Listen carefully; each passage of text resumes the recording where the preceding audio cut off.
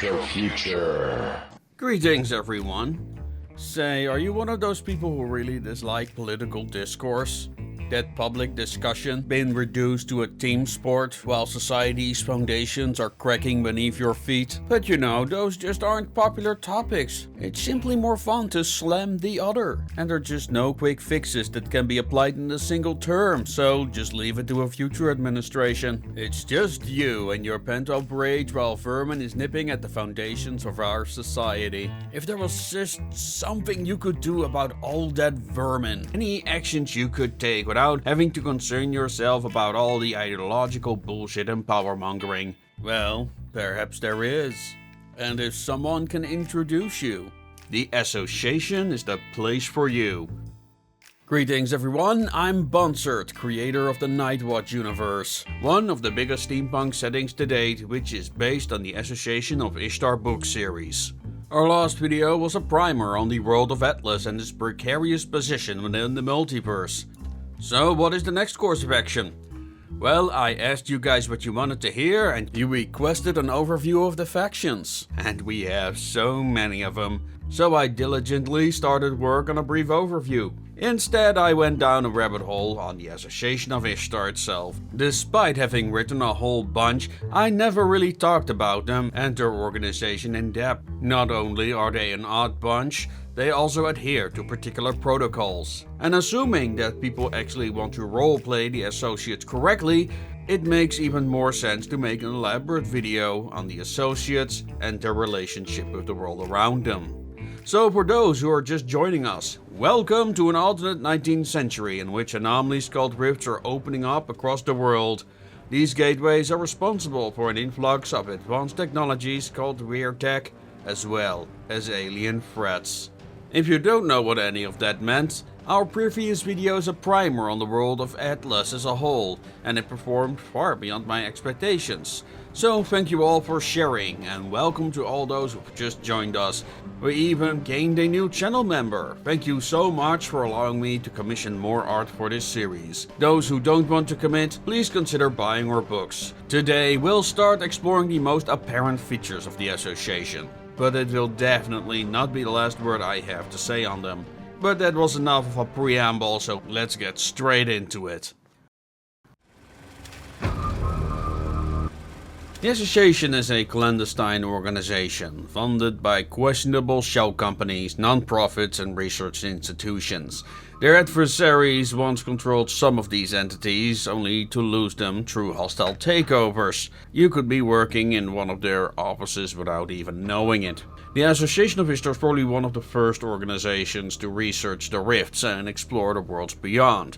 But through the course of their history, they started to abandon their research in favor of thwarting so-called outsiders, ancients and other beings from beyond the rifts who prey on humans or seek to meddle in their affairs. Ishtar itself is a reference to an ancient Mesopotamian deity, also known as Inanna Ishtar, who is the goddess of love and war. The moment we stop making war is probably the day we stop caring about anything at all, after all. Now much of the Association's origins are shrouded in mystery. Most assume they used to be just a bunch of rich folk eager to explore and investigate these rifts, and that the name was just a reference because Mesopotamia was really hot after Napoleon's campaign in Egypt. The name is just a reference. However, during their travels they may have encountered more than any sane human could handle, and some of their members left the reservation. Whatever it was, some turned to worship Ishtar and started killing rift cultists in her name. Of its early members, more of the sane ones had left, while those eager to protect the world against any outsider threat remained. Because they all see the planet Earth, codenamed Atlas, as Ishtar's domain, they'll protect it, even if it means fighting to the last. Are all associates like this? For brevity's sake, no. Today we'll focus on the more sane and socially acceptable members, meaning those who can play nice with others. But why would anyone want to join the association? I mean, the hours are irregular, and you'll be risking your life a little to no gain. Now, the obvious answer is that killing aliens is its own reward. Any Warhammer for Decay fan can attest to that. As for actual in-setting reasons, motivations can vary widely, from plain curiosity to a desire to protect the world. Or maybe something more personal, like protecting a spouse's future or good old-fashioned vengeance. Whatever the motivation, all associates ultimately pledge loyalty to the goddess of love and war. While it's possible to approach the association directly, most neophytes are introduced by senior members. Vetting is informal but not careless. Once accepted, an associate is assigned a random number, like Associate 321, Associate 202, and so on. There are exceptions, of course. Some subjects might be incorporated in the field, because they are important witnesses or need special legal protection. These members are assigned the number 13 until they receive a proper number, assuming they survive their predicament. The reason why they would do this is, although they're not part of an official institution, associates do enjoy certain legal protections. These privileges do not make them immune from criminal prosecution, however. If an associate were to bring up these privileges against a constable, they'd probably be more confused than anything else. Whatever the case may be, one thing is very important to remember. Associates do not follow orders. Each associate acts according to their own judgment and bears full responsibility for the consequences. Now, the association is mostly known for its field operatives. However, they also have support staff. The most prominent ones are known as the doctors. As the title suggests, they serve as the association's researchers, physicians, engineers, and specialists of every conceivable discipline. By tradition, doctors often take pseudonyms inspired by beverages like Campari, absinthe, porter, both as a practical cipher but also a cultural affection. Identifying an associate is intentionally difficult. Being so decentralized, even their own members rarely know what their peers look like. That said, there are signs, be they very subtle. Common indicators include owl feathers, eggshell fragments affixed to clothing, red bracelets, a Lady of Heart playing card, or pins bearing either the number 8, the horned owl, or Ishtar's 8-pointed star. There are also verbal and ritual markers like coded handshakes, phrases such as the morning star, or ending a conversation with the line, "Macy, see us through." The prying prevail is also a common line, although that motto is more of a callback to the association's earlier days, from before the overt worship of Ishtar took hold. As such, it's more commonly used by the association's more secular members. This brings us neatly to religion. Yes, some of the more hardline members do worship Ishtar as an existing goddess. This is the inner circle. They are the spiritual members of the association who claim they have a personal connection to the goddess. Some insist that they were personally invited by her to join. If you should believe them is a whole different story entirely. Outer circle associates tend to be far more secular, and often regard this inner circle with a degree of skepticism. The newer recruits in particular are usually focused on worldly concerns. After all, it was the state of the world, not divine revelation, that drove them to become associates in the first place. These members may practice other religions, including Christianity, Judaism, or Islam. Some even participate in or maintain ties to other rift cults. Despite all assumptions, the association is not inherently hostile to all rift cults. Organizations like the Rosetta Serpents are tolerated, if cautiously observed. How an individual reconciles adherence to an Abrahamic faith with service to a goddess of love and war is left entirely up to them. The association does not demand belief, only commitment. Then there is the Associate's Mask, which you probably have seen on this video's thumbnail. It does more than just hides the Associate's true identity. Not only does it look awesome, the beak also hides the more intricate components concealed beneath the beak. As for the beak itself, it's a reference to the horned owl of Ishtar, hence it has symbolic significance as well. Not only does it mean that the associate has adopted a number, it means it has rejected its identity. For that reason, associate will often talk different once donning the mask. It's not mere theatrics, it's an acknowledgement that they are now a different person, a servant of Ishtar to be exact. If that sounds a bit culty, you're not wrong. The Association of Ishtar can definitely be classified as a rift cult of their own. Be free to disagree, but I'm gonna shelve that discussion for a future video. You can already figure out that these masks aren't pure decorative. Associates do love to scare the shit out of people. Outsiders are often served by useful idiots, people who will serve them out of fear and self-preservation. In that situation, all the associate needs to do is be scarier than a monster. If that doesn't work, then the purging may begin. Therefore, associates prefer to warn rather than threaten, because Ishtar is a most spirited goddess. Her temper is legendary, particularly in matters of neglect. It has been observed that she becomes restless when viewers, like you, do not show their appreciation. Thus, if you wish to remain in her good graces, you'll smash that like button and leave a small prayer in the comments. Thank you very much, and may she see you through. Anyway, despite its decentralized nature, the association does have a central authority, the chair. The chair is not a single individual, but a shadowy body responsible for maintaining records, coordinating associates as needed, and liaisoning with external parties. Even so, the chair rarely issues direct instructions.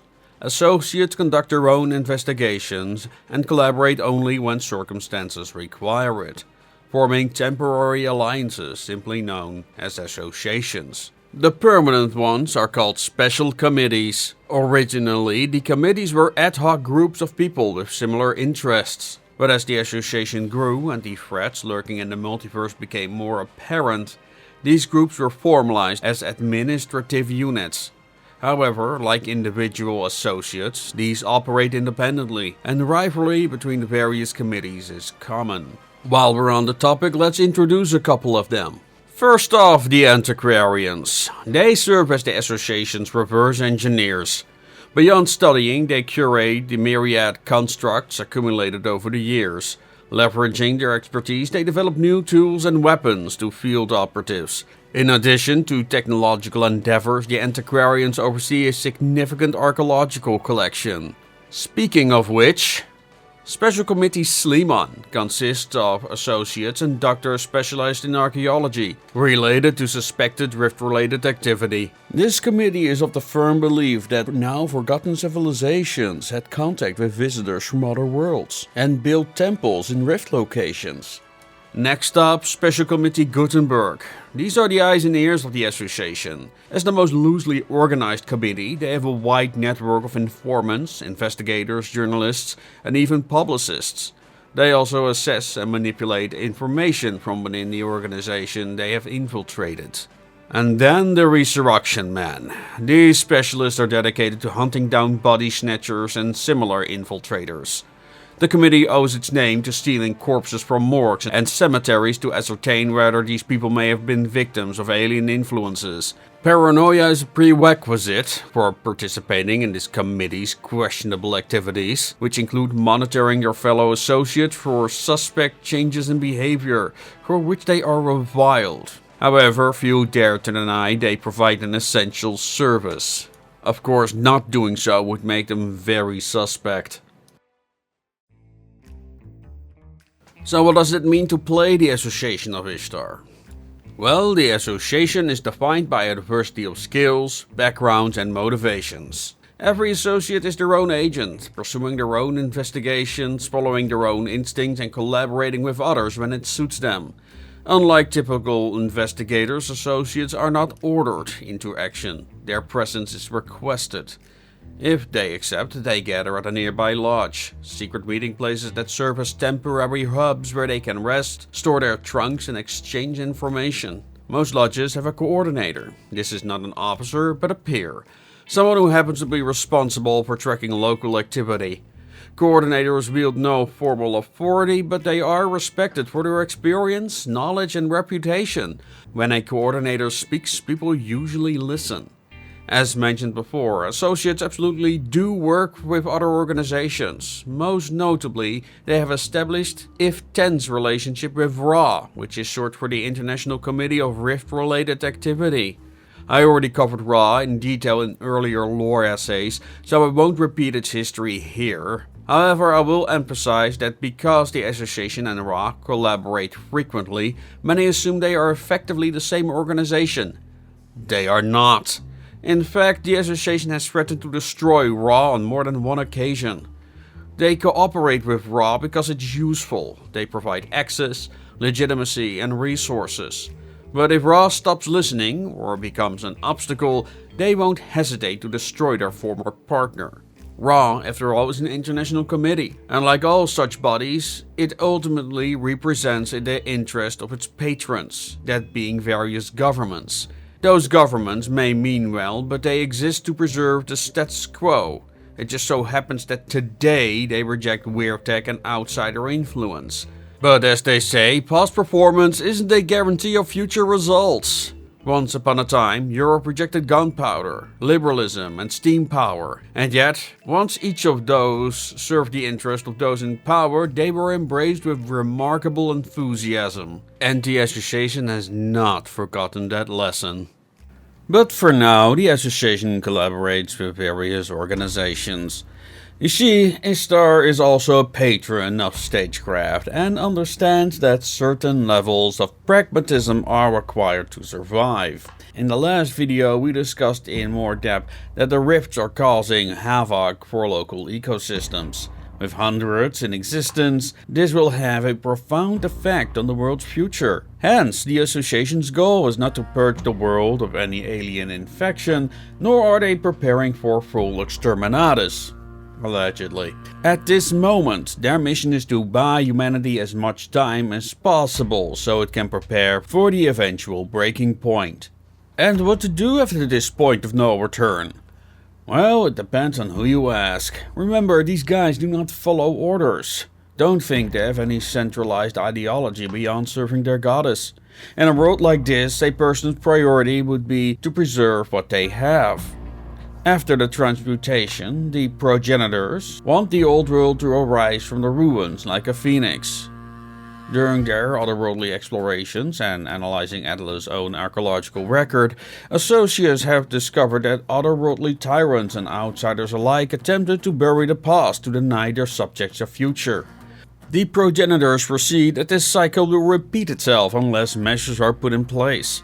Although the progenitors acknowledge that synthesis is inevitable, they believe that embracing the Wyrd will eventually drive humanity into the arms of outside forces that will not cease to subvert human populations for their own needs.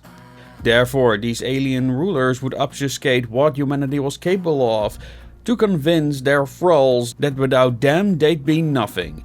According to the progenitors, to remind humanity of its potential, the old world should be the foundation for the new, reminding humans what once was could be again.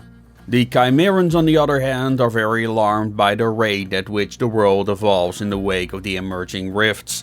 They predict that the adoption and the embracing of the Wyrd is the only way to make it in the world of tomorrow. Preserving what once was would be a futile endeavor that distracts from exploring the unknown unknowns that could be the key to humanity's salvation. To survive, knowing one's enemy might not be enough. Only by embracing the Wyrd can humanity truly understand and resist the outsiders. Especially the more advanced outsider civilizations can only be countered effectively with their own technology.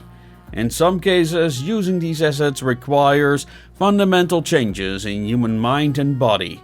Now, these are not official factions within the organization, more general schools of thought. However, this will determine with which parties these individual associates will ally with and with which to apply a scorched earth policy. I feel it's important to emphasize here that the associate's purpose is only to wage war on outsiders, rift cults and their allies. It doesn't take sides in politics or war, unless it would be to their benefit. So, if you're about to be attacked by a local band of banditos, not their problem. Do you need help to prevent World War III? look somewhere else. The only reason why they would care about such events is because it hampers their efforts in the war with the outsiders. If it wasn't obvious already, the Associates are not necessarily heroes. If they're heroes, it's because they're doing a job nobody else wants to do. In fact, they'll do things that are outright unpopular. Remember how I said the Association once threatened to destroy RA? It was because RA wanted to legalize an anti-cancer vaccine. No, I'm not gonna explain it. Don't think there's much glory or prestige to be gained from fighting rift cultists or their alien masters. Politicians aren't eager to publicly announce that their city might be infested with shapeshifters or that their daughters might be sacrificed by crazed lunatics. And the Association doesn't want anyone else to know the truth because... So here's another thing. Most adjacent planes are harmless, primitive worlds. Yeah, maybe a sauropod might waltz through your street. Which makes me wonder, can you get insurance for that kind of thing? Regardless, this is a type of disaster that people can recover from. But then there are the worlds containing civilizations far more advanced than Atlas, and they can devise ways to decimate the world's population without setting a foot on their world. Announcing loudly to the multiverse that your world is adjacent to hundreds of other worlds might make said civilizations very nervous.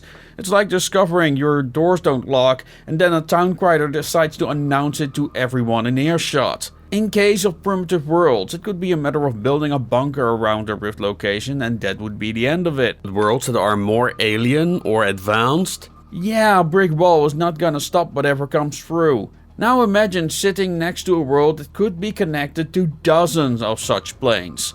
Atlas is a huge crossroads, literally connecting hundreds of places. Therefore RA, the Association and others want to do everything in their power to make sure the aliens don't find out about the rifts, which is very unlikely. The Association of Ishtar needs to have its eyes everywhere. Even if we assume that the Association has 1,000 members, that is still far too few to monitor the entire world. Now we understand their dilemma, let's get back to the game. What is the Associates' experience? Any campaign can start out like any familiar D&D session you've ever played. You meet your fellow associates at a hideout, the situation gets explained, the problem identified, and you decide whether to act. And from that point on, everything is up to you. What sets the Association apart from other factions is that its members do not follow orders. There is no rigid hierarchy, no chain of command, and your presence is requested, not mandated. But that freedom comes with teeth. Associates are allowed, expected even, to go further than most sanctioned agents ever could. They operate in moral gray zones and take decisive, if uncomfortable actions. Not outright deviant, this isn't Atlas Invictus, which we'll cover in the next video, but as long as they strike at the Association's enemies, they are given a wide latitude by local authorities. But do take into account that despite their special status, they're still just civilians. Like, I am no lawyer on how this would work in practice, but I can imagine it's a judicial nightmare. The Association firmly believes that what's better than a dead enemy is a terrified one. Turning adversaries into cautionary tales is very much part of the doctrine. That said, Associates can go too far. So, what crosses the line? Well, acting against the interest of their goddess is the most obvious one. Then there is the use of excessive force. The Association is ruthless and collateral damage is an unfortunate reality of the work, but deliberate harm to the innocent or crimes against humanity are not tolerated. Another red line is attacking fellow associates. That said, this is not always as clear-cut as it sounds. It's not uncommon for associates to actively interfere with one another's plans, especially when both believe they are acting for the greater good but fundamentally disagree on the methods. This is very much a gray area, and the Association accepts that sometimes its agents must get in each other's way to achieve the least catastrophic outcome. Would any of these particular red lines be crossed, an associate might be declared a lost number. But what ultimately happens to lost numbers is the subject for the next video. That said, violence is rarely the first course of action. If you're coming from a traditional D&D background, your instinct may be to solve every problem with a fight. And yes, Nightwatch allows that, but the system strongly rewards investigation, research, preparation and invention.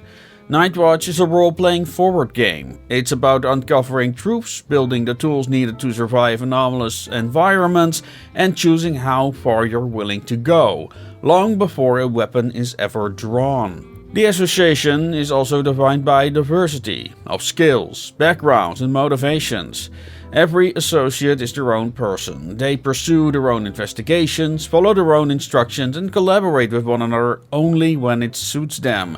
Hence, associates receive requests, not orders. Would they choose to accept, they will gather at a nearby lodge that serves as a temporary hub. Lodges is where associates rest, store their trunks, exchange information, and decide whether a situation is worth their time.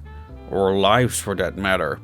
Most lodges have a coordinator. This is not an officer but a peer, someone who happens to be responsible for tracking local activity.